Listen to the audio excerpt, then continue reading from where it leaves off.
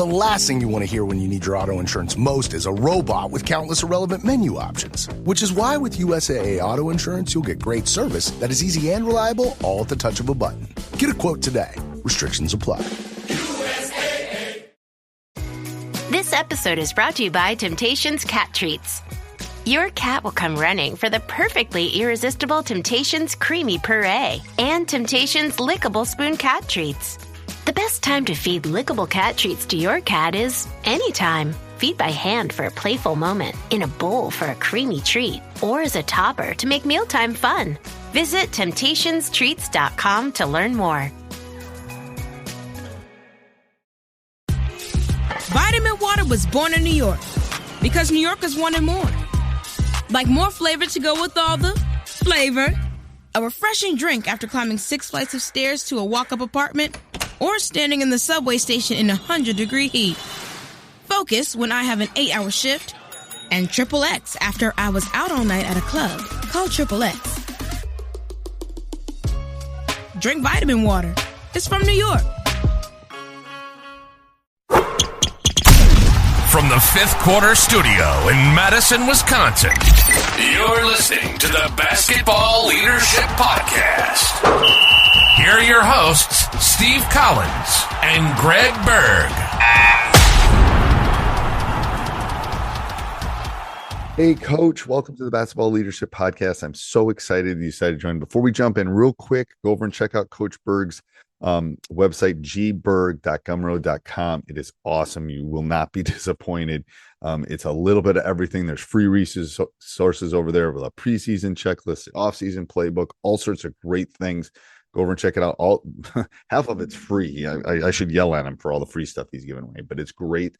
His team leader OS is awesome. So go over and check that out. Also, when you're there and you're thinking about it, go over and check out teachhoops.com for coaches who want to get better. You take that leadership, you take all the stuff that I have built over the last 30 years to build a nationally ranked team, to be nationally ranked, to win 3 state championships. Everything I have learned over the last 30 years is in teachhoops.com. Go over and check it out. I don't think you'll be disappointed. 14-day free trial. And let's head off the podcast. All right. Welcome to the Basketball Leadership Podcast. Coach, how are you? I know we're both revving up. Revving up, getting ready. It's kind of the calm before the storm. We'll both we're doing this before. We'll both probably be stressed by the time this gets launched. But anyway, it's a good. I was telling you before I came on, we had our coaches. I take my coaches up to my lake house and we talk and BS and spend maybe 20%, 10% talking actually about the season. But anyway, it was good. Good. And it's it's kind of resting and doing all that kind of stuff. But I think it's good. For the coaches listening, you got to do something to kind of desensitize. I'm going to take coaches. I'm going to try to get a massage once a month like Coach does. So that's my I'm goals. Telling you, it's a game changer. It's if you can afford to do it, it's made all the difference. I got to find a place that's close. That's what I got to do. That's my next thing. All right. So we're going to talk about alone in the crowd today. What is that, Coach? We're going to talk about parents a little bit. And I think this is a good message for everyone, but why do parents sit alone? Are you a coach as a parent when you go watch games, or, do you sit off on the side, or are you amongst all the fans when you watch a game? Me, when I did? Yeah. When my kids played, I was kind of in and out of the gym, so I was probably the one alone because I couldn't usually stay the whole time because especially in basketball. Now, if it was like any other sport other than basketball, I was sitting in the crowd with the rest of the parents. But if it was basketball season, I just remember being like in out kind of like thing. But no, that's it. That's an interesting. I never thought about it. I've never seen a lot of our parents sit by themselves. A few, but I think you see a lot of coaches sit alone, and I think, and not necessarily alone, but away from maybe the masses. And I've written about this online quite a bit. And number one, there's no drama when you're sitting alone and you're kind of pulling yourself out of the franticness that, a parent section has. You don't hear any of the blaming, complaining, or excuse making. And I think that's, unfortunately, it can get negative, and you can either choose to pull yourself out of that or, try to make change. And I think there's no ignorance when you pull yourself out. And so a lot of coaches that, I know, and even other parents that don't coach pull themselves out because they don't want to deal with that. Bad mouthing coaches and players, or just, making inappropriate comments. And then just they want to relax and enjoy the game. And for me, I end up sitting off to the side a lot. No matter the sport my kids were playing, because I just want to enjoy the game and I don't want to hear the noise. I don't want to hear that. And, I was just wondering your perspective on that. And if you have a lot of parents or people that kind of pull themselves off to the side and are more alone in the crowd. Some do. I would say it's less than more, but it's, I think that's a great life lesson about the noise too.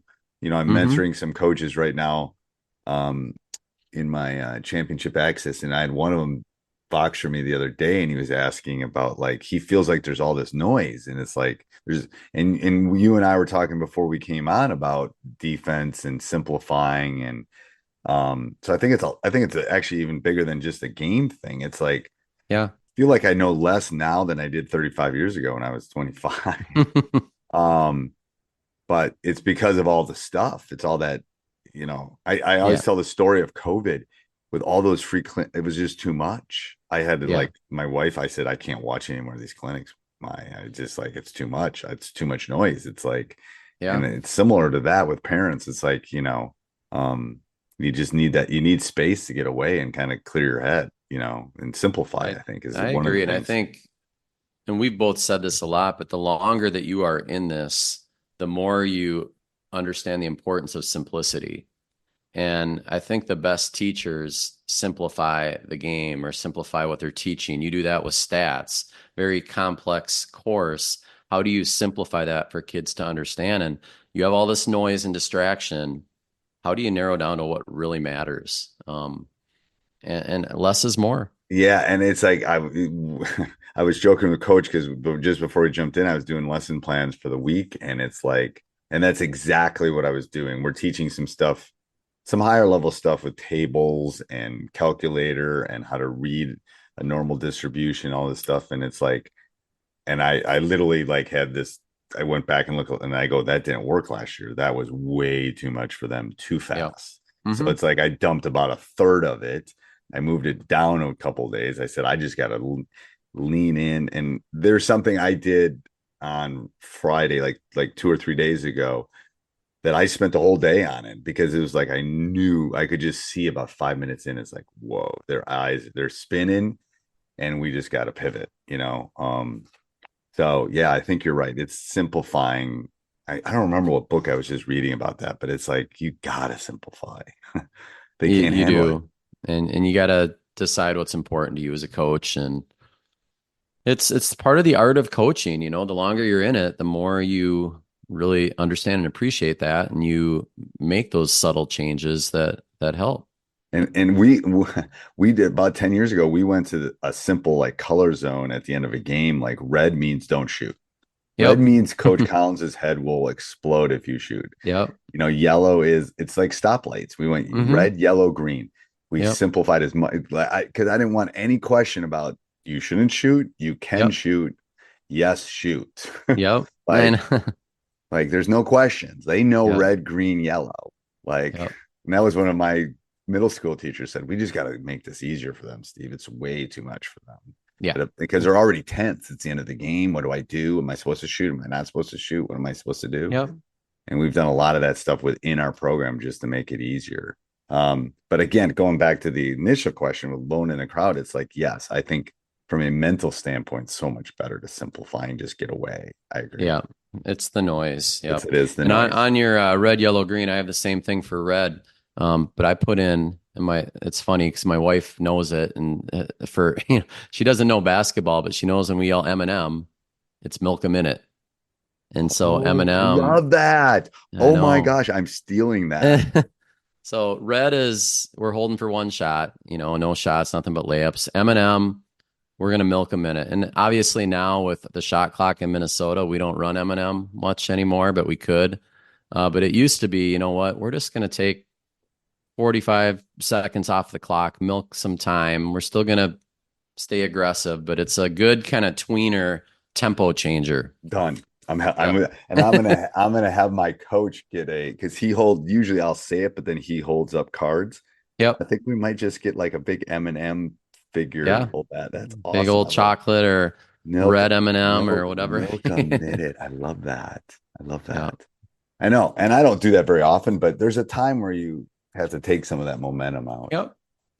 Hey coach, before we go, tell them about your team leader OS and stuff real quick. Yeah, I just re-released it. I've done a lot of upgrades to it. I added more resources. I kind of updated the look. So it's even better, and you get lifetime access when you get it. It's incredibly good deal for everything that you get, and it allows you to build the type of leaders that your team needs to win. I think we both agree that player-led teams win. And you can either wait for leaders or you can systemically try to develop them. And so I've created this course to do that. So you can go to teamleaderos.com and check it out. Very reasonably priced. There's a special going on right now. But I don't know if it'll be on when this podcast goes. Yeah, so I don't know if it will be. It might. All right. Till next week, coach. See ya.